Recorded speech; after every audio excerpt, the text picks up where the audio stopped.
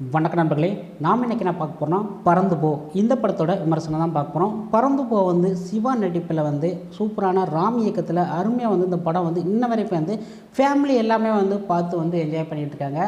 சரி, அப்படி என்ன அந்த படத்தில் உள்ள கதை இருக்குது அப்படின்னு சொல்லிட்டு நம்ம இன்றைக்கி பார்க்க போகிறோம். அதுக்கு முன்னாடி நீங்கள் என்பி நியூஸ் தமிழுக்கு புதுசுனா மறக்காமல் என்பி நியூஸ் தமிழை மறக்காமல் சப்ஸ்கிரைப் பண்ணுங்கள், ஒரு லைக் ஒரு ஷேர் பண்ணுங்கள்.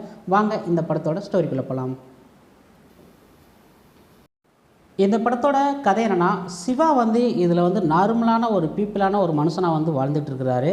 ஆனால் அவங்க ஒய்ஃப் என்ன பண்ணுறாங்கன்னா, அவங்க வந்து சேரி இந்த மாதிரி வந்து பொருள்லாம் வந்து வியாபாரம் பண்ணிக்கிட்டு இருக்காங்க. எப்படின்னா சில இடத்துல வந்து ட்ரேட் சென்டர் இந்த மாதிரி இடங்களில் வந்து தனித்தனியாக போயிட்டு அவங்க பிஸ்னஸ் பண்ணுவாங்கள்ல, அந்த மாதிரி வந்து இவங்க வந்து ப்ராடக்ட்டை இவங்களும் அவங்கள வந்து ஒரு பொண்ணை வந்து கூட வந்து வச்சுருக்குறாங்க. இவங்க 2 பேருமே வந்து அந்த வியாபாரத்தை வந்து பார்த்துக்கிட்டு இருக்கிறாங்க. இந்த டயத்தில் சிவா பொறுப்பில் வந்து அந்த பையனை வந்து விட்டுறாங்க. ஆனால் அந்த பையன் வந்து இந்த சிவா பேச்சை கேட்கவே மாட்டேங்கிறான்.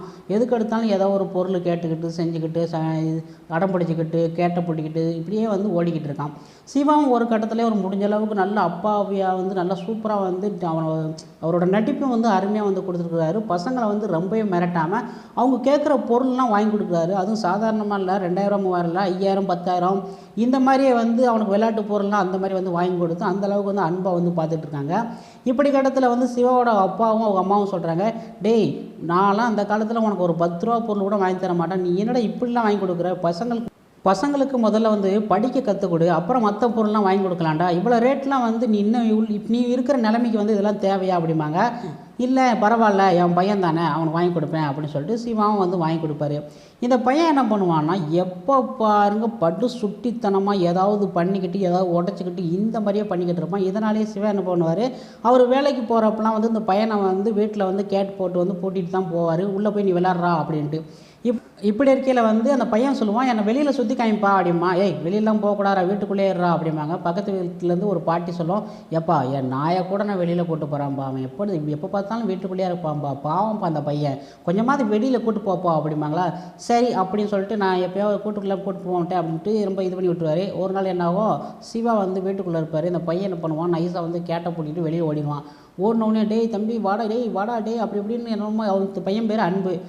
அன்பு இங்கே என்னடா புர்றா இப்படிலாம் பண்ணிக்கிட்டு இருக்கேடா அப்படி இப்படின்ட்டு என்னமோ புலம்பிக்கிட்டு இருப்பார். அவனை வாயில் அவருக்கு வந்து வார்த்தையே வராது. இப்படி இருக்கையில் அந்த பையன், நீ வந்து என்னை வெளியில் கூட்டு போனால் மட்டும்தான் அவனுக்கு கேட்ட திறந்து விடுவேன் அப்படிம்பாங்க. சரிடா திறந்து வரேன்டா அப்படிம்பாங்க. சரி ஒரு போர்டு இருக்குல்ல, அந்த போர்டு வந்து எடுத்தா அப்படிம்பாங்க. சரின்னு சொல்லி எடுத்து கொடுப்பாரு. எடுத்து கொடுத்தோன்னே அந்த பையன் எடுத்துகிட்டு ஓடிவான்.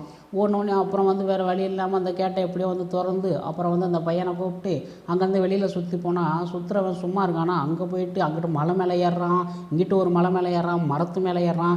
இப்படியே வந்து சிவா வந்து டே அன்பு என்னடா இப்படிலாம் பண்ணிக்கிட்டு இருக்கேடா அப்படின்னு சொல்லிட்டு பின்னாடியே ஒரு ஓடியே தொப்பையே குறைஞ்சவங்களுக்கு அந்தளவுக்கு வந்து சூப்பரான ஒரு அப்பா வந்து நடிச்சிருக்கிறாரு. அப்போ வந்து ஒய்ஃப்கிட்ட ஃபோன் போட்டு இந்த மாதிரிலாம் பண்ணிக்கிட்டு இருக்காம்மா, சொல் பேச்சை கேட்கவே மாட்டேங்கிறாம்மா அப்படி இப்படின்னு சொல்லிக்கிட்டு இந்த மாதிரி பண்ணிக்கிட்டு இருக்காங்க. ஒரு நாள் வந்து அவங்க ஒய்ஃபும் வந்து நான் வந்து வீட்டுக்கு வர்றேன் அப்படின்னு சொல்லுவாங்க. இன்றைக்கி வந்து வியாபாரம் வந்து அதிகமாகிடுச்சு, நான் வீட்டுக்கு வரேன் அப்படிங்கல. சரின்னு சொல்லிட்டு எவ்வளோ ஆச்சுங்கல, 40,000 அப்படி ஆச்சு அப்படிங்க. சூப்பர் அப்படிங்கல. சரின்னு சொல்லிட்டு இவங்க என்ன பண்ணுவாங்க, ஃபோன் பேசிட்டு திடீர்னு போய் பார்ப்பாங்க, பாக்ஸ் இருக்காது. அங்கேயும் அந்த பொண்ணும் இருக்காது, அந்த வேலை பார்த்த பொண்ணும். என்னடா போய் காசு காணாமல் போச்சு அப்படின்னு சொல்லிட்டு அங்கிட்டு இப்படின்னு புலம்பிக்கிட்டு செஞ்சுக்கிட்டு அழுதுட்டு வந்து மறுபடியும் ரிட்டன் வரும். அப்போ வந்து அந்த பொண்ணு வந்து இருக்கும். அப்போ வந்து இந்த பொண்ணு தான் எடுத்துருக்கணும்னு நினச்சோம். கடைசியில் என்னமா ஆச்சுன்னா, இல்லை பார்த்துன்னு போனேன், அதனால் நான் கூட வெட்டு போயிட்டேன் பணத்தை அப்படின்னோடனையும் சரின்னு சொல்லிட்டு இவங்களும் வந்து அப்படியே வந்து அப்செட் ஆகி அப்படியே அமைதியாகிடுவாங்க. அப்புறம் வந்து இந்த பொண்ணும் அவங்களும் நடந்து போயில, இந்தாம்மா காசு அப்படிம்பாங்க. இல்லை எனக்கு வேண்டாம், நீ எது கொடுக்குறேன்னு எனக்கு தெரியும், ஆனால் நான் உண்மையாகவே ஒரு தப்பு பண்ணிட்டேன். இந்த மாதிரி வந்து என் லவ்வருக்கு வந்து உடம்பு சரியில்லை, நான் அந்த பணத்தை எடுத்துகிட்டு போகலாம் தான் போனேன், அந்த கேட்டு வரைக்கும் போனேன், அதுக்கு மேலே போகிறதுக்கு எனக்கு மனசு வரல அப்படின்ட்டு பேசல. இவங்க அப்படியே வந்து ஒரு எமோஷனோட சரிம்மா விடுமா அப்படிம்பாங்க. இவங்க வந்து பஸ்ஸில் ஏறி போகிறதுக்கு முன்னாடி அந்த மொத்த பணத்தை இந்தாம்மா போய் பார்த்துக்கோம்மா செலவுக்கு அப்படின்னு சொல்லிட்டு கொடுத்துட்டு போயிடுவாங்க. அந்த எமோஷனல் சீனில் வந்து சூப்பராக இருக்கும்.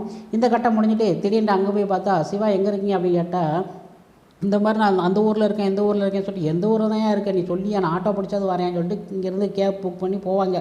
போனால் அங்கே வந்து இந்த பையன் என்ன பண்ணுவான், சிவாவை தூக்கி ஒரு மரத்து மேலே ஏறி விட்டு, இவன் கீழே இறங்கி ஓடிடுவான். ஓடனே சிவாவால் மரத்துலேருந்து இறங்க முடியாது. அப்படி இப்படின்ட்டு ரொம்ப அப்புறம் இவன் வந்து நம்ம ஹீரோயின் வந்து அந்த பையனை வந்து கூப்பிட்டு செஞ்சு 2 பேரும் அது பண்ணி இது பண்ணி அப்படி இப்படின்ட்டு என்னெல்லாம் வந்து சூழ்ச்சி பண்ணி அந்த பையனோட அட்டோடையும் வந்து ஒரு பெரிய இதாக இருக்கும்.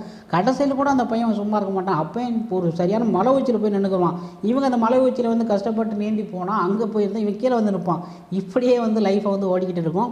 இதுதான் வந்து பசங்க வந்து எப்பயுமே வந்து ஒரு அவங்க என்ன ஆசைப்படுவாங்கன்னா, ஒரு மலை உச்சி, நல்ல ஏரி, குளம், இந்த மாதிரி வந்து இயற்கையான பொருள், பசங்க கூட விளையாடுறது, இப்படியான ஒரு பொருளை தான் பசங்க ஆசைப்படுவாங்க.